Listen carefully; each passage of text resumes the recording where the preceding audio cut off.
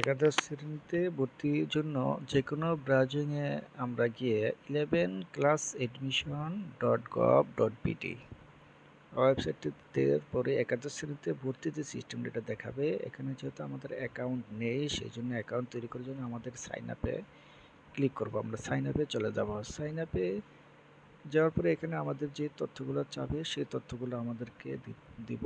আমরা দিয়ে আমাদের অ্যাকাউন্টটা তৈরি করে নিব। এটা হচ্ছে আমাদের অ্যাকাউন্ট তৈরি করার সিস্টেম। অ্যাকাউন্ট তৈরি হওয়ার পরে আমাদের মোবাইলে একটি মেসেজ যাবে, ওখানে একটি ইডু আইডি এবং একটি পিন নম্বর যাবে। ইডু আইডি যেটা যাবে সেটা হলো রেজিস্ট্রেশন নম্বর, আর ইডু আইডি সেম থাকবে, কিন্তু পিন নম্বরটা যেটা সেটা হবে আমাদের পাসওয়ার্ড। তো অ্যাকাউন্ট তৈরি হয়ে যাওয়ার পরে আমাদের প্রথমে যেটা করতে হবে, আমাদেরকে পেমেন্টটা দিতে হবে। ভর্তির আবেদন যে ফিটা দেওয়ার জন্য আমাদের বিকাশে, রকেট বা যেটাতে যাই, এখানে আমাদের এডুকেশনে যাওয়ার পরে এখানে আমাদের 11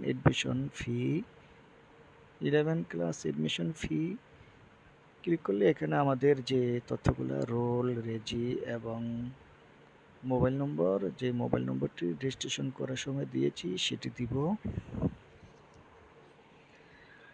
দিলে এখানে রোল নম্বরটা আমাদের সঠিকভাবে দিতে হবে, সবগুলো তথ্যই সঠিকভাবে দিতে হবে।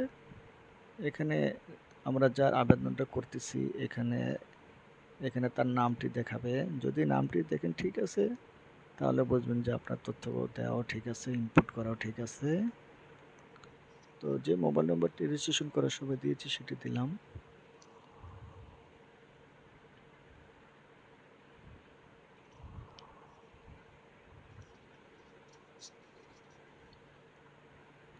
সরি, একটু লেট হচ্ছে।